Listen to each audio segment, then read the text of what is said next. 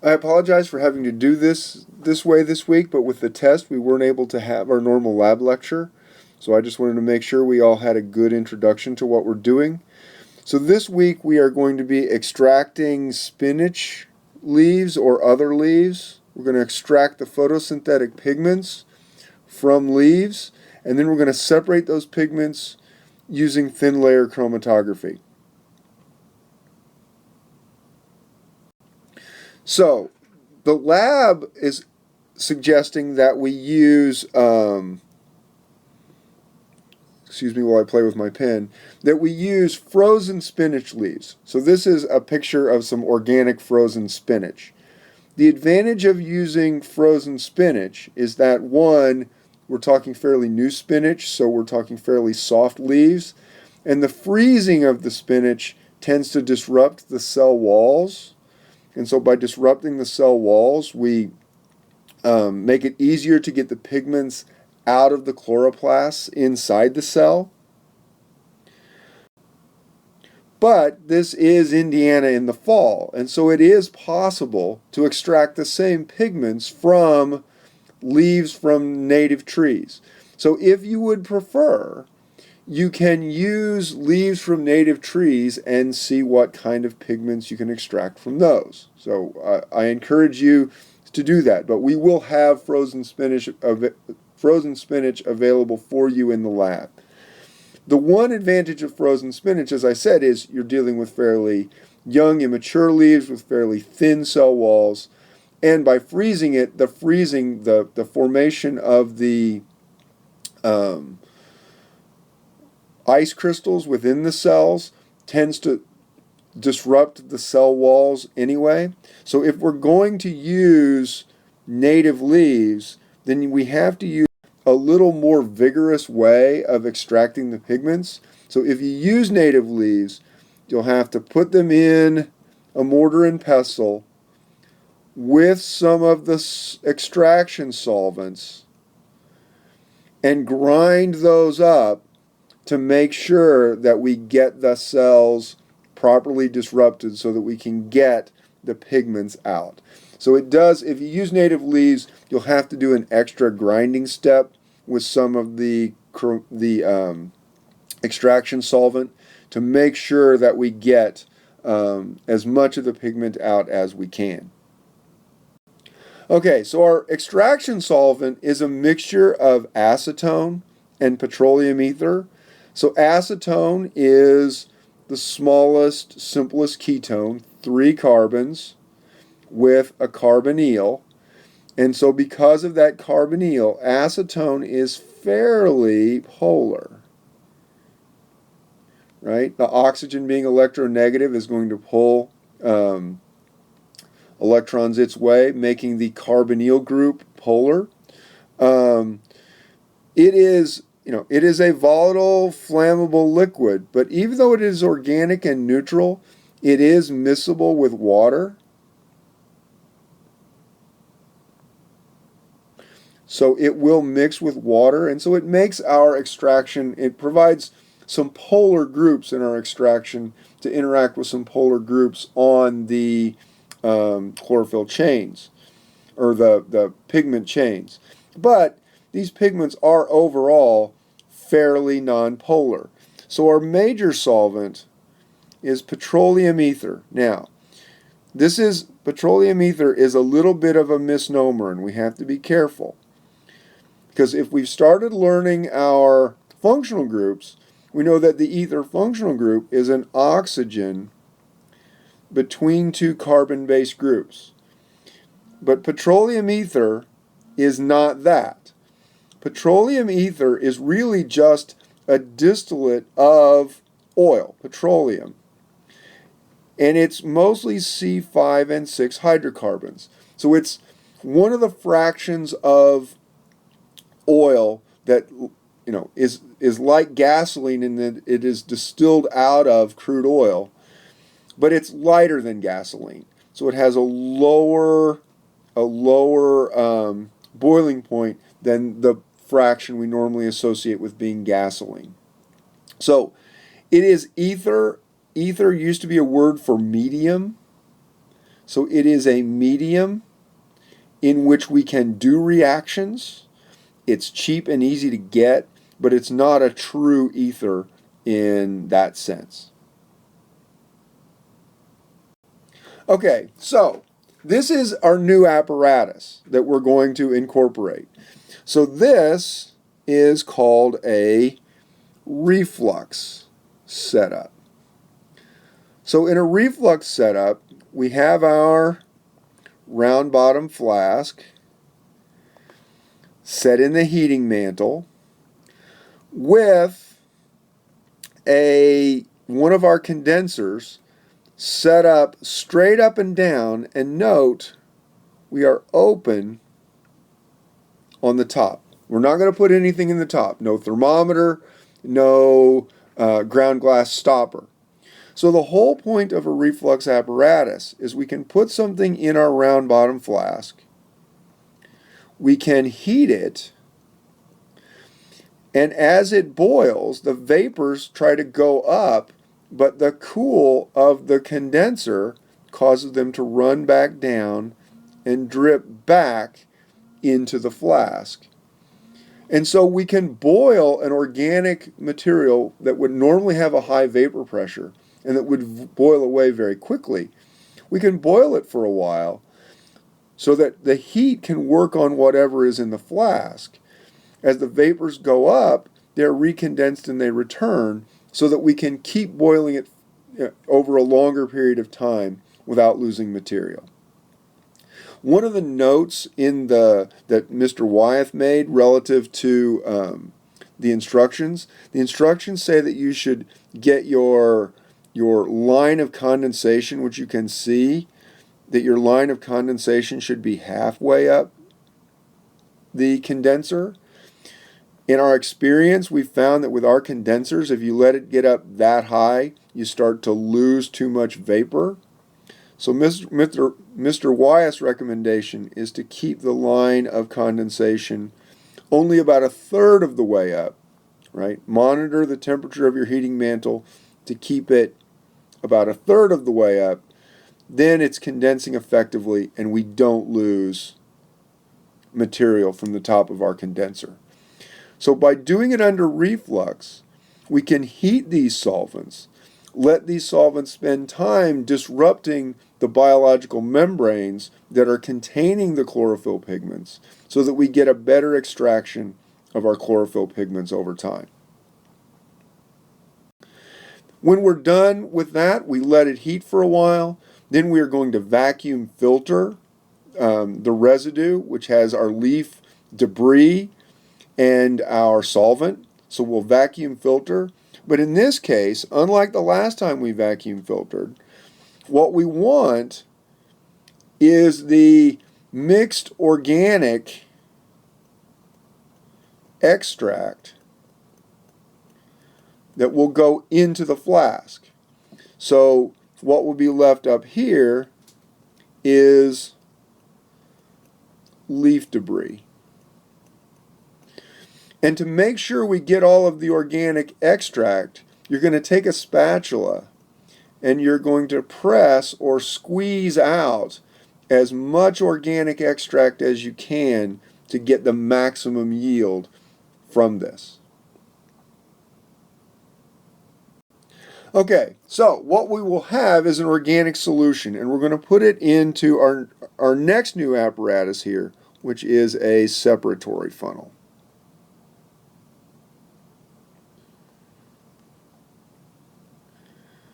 So the separatory funnel is shaped like this so that it extends the visual of the liquid.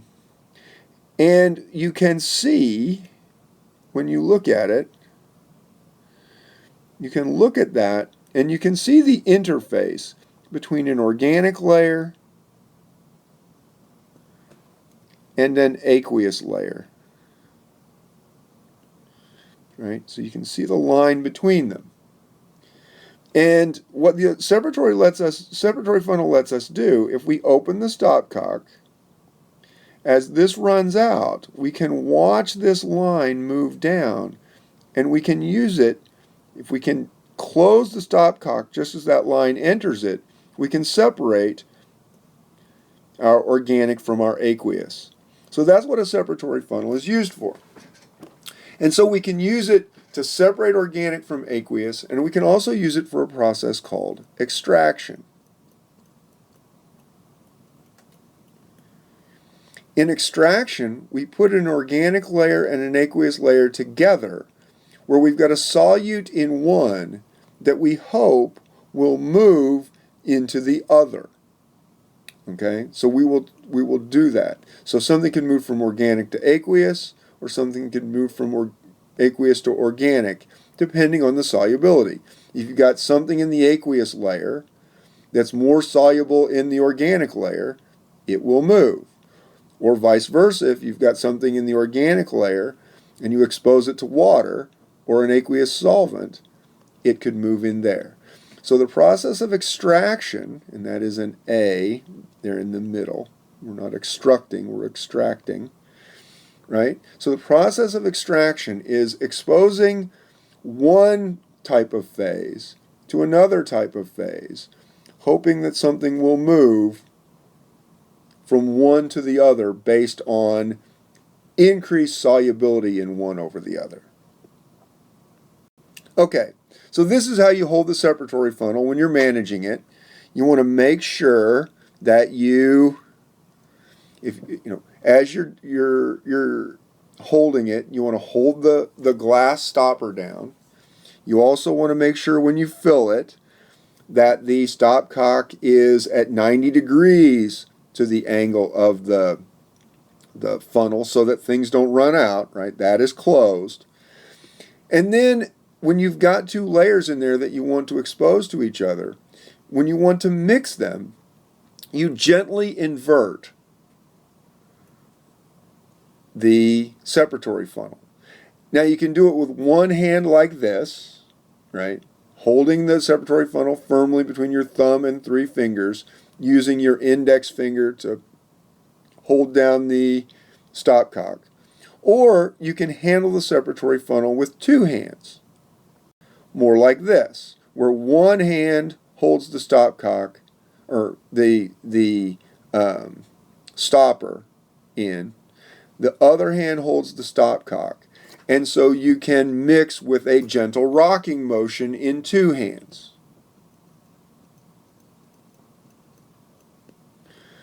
Now, the other thing you have to do, remember, one of these things in here is petroleum ether. And petroleum ether is a fraction that begins boiling at about 35 degrees Celsius.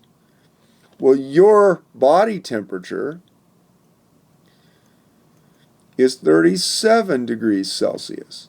So just the heat of your hands is enough to increase the vapor pressure inside that separatory funnel. So as you're holding it, pressure is building up inside there. And if you let that pressure build up, suddenly turn it right side up and open the stopcock, it would shoot out in the same way that if you let a ketchup bottle get warm and then open it, right, the increased volume of air shoots ketchup out. And we don't want that to happen. So periodically you have to burp your separatory funnel. That is, you hold it like this so that the liquid is away from the stopcock, and then you open the stopcock to let the excess pressure out. And then you can invert some more, and then you burp it again. So every few seconds or a minute or so, as you're inverting, working with a volatile solution in a separatory funnel, every few minutes you have to burp it. Okay? Now, when we do this extraction, we're going to do it in here. And what it says is we're going to have the,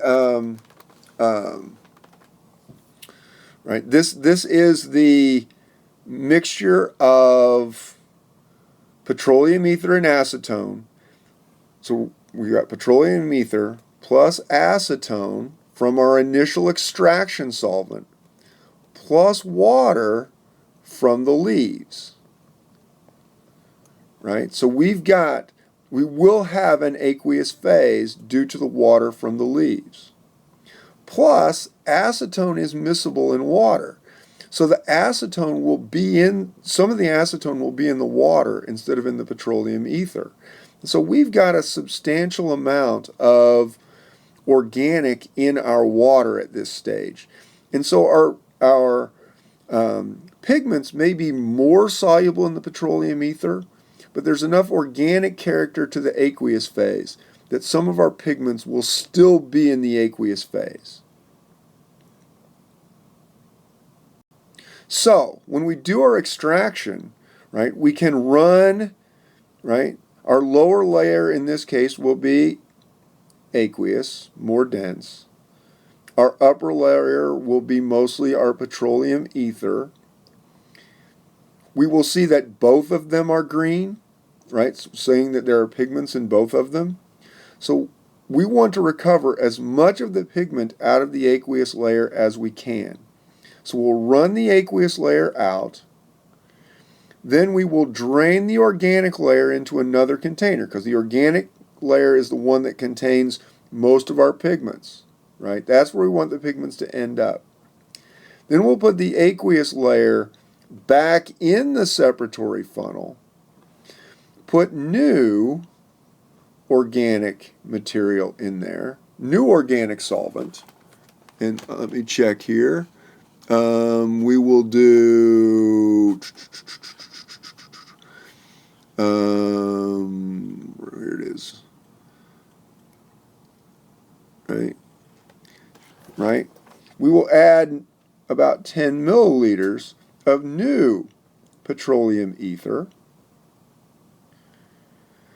and extract it again so that we get more material out of our aqueous layer.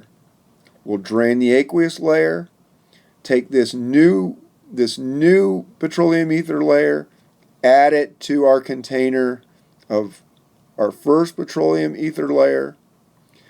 Then we'll do this again.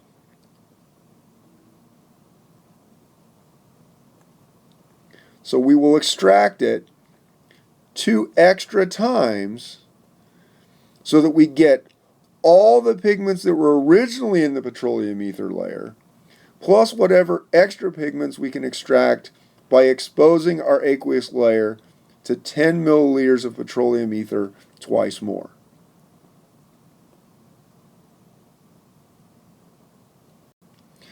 Okay, now, at this point we've got our petroleum ether layer, but it has been exposed to water. So before we can do anything with that, we've got to get as much water, so there's trace water, in the petroleum ether layer. And we have to get that out. And so this is where we have to go through a process called drying. And drying, there's 2 steps. And so step 1 involves brine, which is just a sodium chloride solution in water. So we take aqueous sodium chloride. This is showing saturated aqueous sodium chloride. In our case, we are going to use a saturated sodium chloride solution. There are some times when you use a 10% solution, but we're going to use saturated. And remember, you know it's saturated if there's solid in the bottom of the container, right? It's saturated when no more sodium chloride will dissolve and the liquid is in equilibrium with solid in the bottom.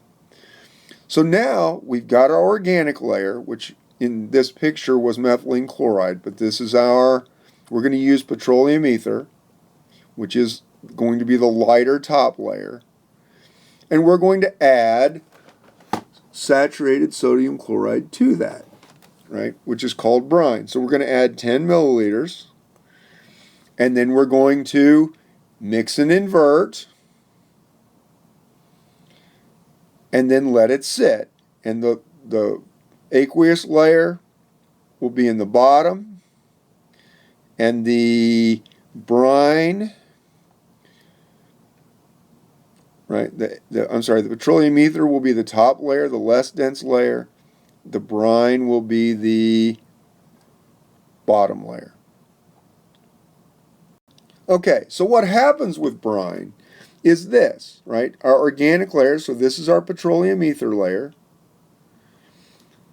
This is the aqueous layer, the brine. And so there are trace amounts of water dispersed in the organic layer, because water is actually, because of dipole-induced dipole interactions, water actually is attracted fairly strongly to the organic molecules. So you will have some water molecules there, plus water molecules interacting with any polar groups on the pigments we extracted. And we want to get as much of that out of the organic layer as possible. So if this is our interface between the layers, what happens is the high concentration of sodium chloride increases the energy of this layer. And so one of the ways that the energy of that aqueous layer can be reduced is if we can dilute the sodium chloride.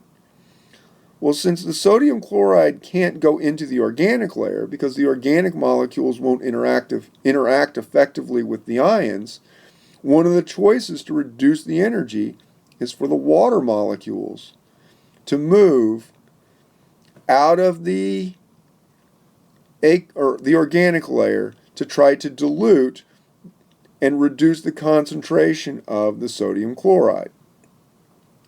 And so that tends to pull water out of the organic layer and reduce the amount of water in solution in the organic layer. So that is step one of drying, is the brine extraction. Now what we hope is that because the sodium chloride makes the aqueous layer more polar, that any of our pigments that are in our organic layer don't like that extra polarity and stay in the organic layer and don't go to the aqueous layer. So that's the first step in drying. The second step in drying is to expose our organic layer. Now this is after we've run the brine out in the separatory funnel. Expose our organic layer to anhydrous sodium sulfate. Sodium sulfate makes a fairly energetically favorable hydrated salt, a decahydrate. So if you put sodium sulfate, anhydrous, that is where it's been heated and all the water in the crystal has been driven out, if you expose that to something that has water in it, it tends to then draw the water out of wherever it is and incorporate it in its crystal.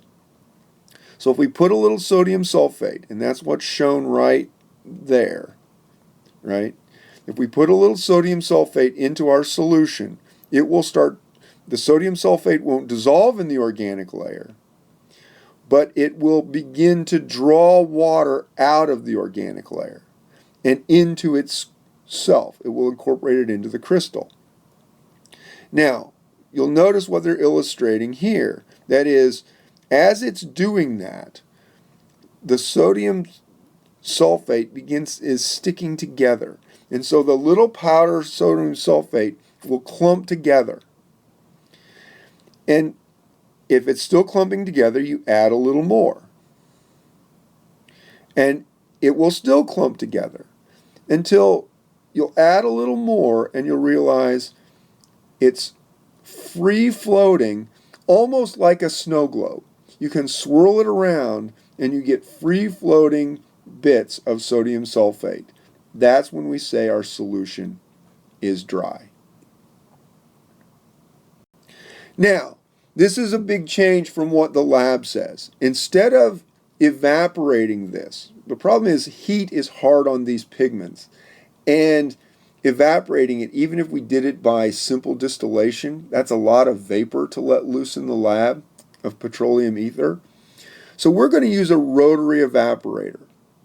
A rotary evaporator is like a large distillation apparatus, but the difference is the rotary evaporator connects to a vacuum source, usually just the aspirator hose that we use for doing vacuum filtration. But by hooking to the vacuum source, remember the material in the flask will boil when its vapor pressure equals the atmospheric pressure. By drawing a vacuum on this, we reduce the pressure inside the apparatus so that the stuff in the flask, which is organic, will boil at a lower temperature. And it boils low enough that we just use hot water as our heat source. And so we can very quickly, under vacuum,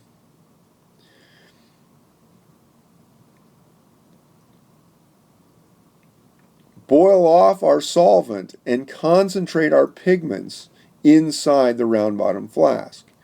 The other nice thing is you're running cool water through the condenser, and so that tends to condense the solvent, and since there's no hot water here, our solvent condenses and runs into this collection flask, and so we don't boil away and lose that solvent. It stays contained. So this is warm, this is cool, so the solvent moves from the hot through this, condenses on the coils, and is collected here. And so we don't release our solvent vapors into the atmosphere. So a rotary evaporator speeds up reducing the volume of solutions of organic liquids. So Mr. Wyeth will help you set this up. This will greatly increase the speed at which we can get the solvent out and concentrate our pigments for our thin layer chromatography. Thin layer chromatography, it's the same thing that we did last week. So we are going to have to make some new spotting pipettes. So we get to play with fire again, which as chemists we always like.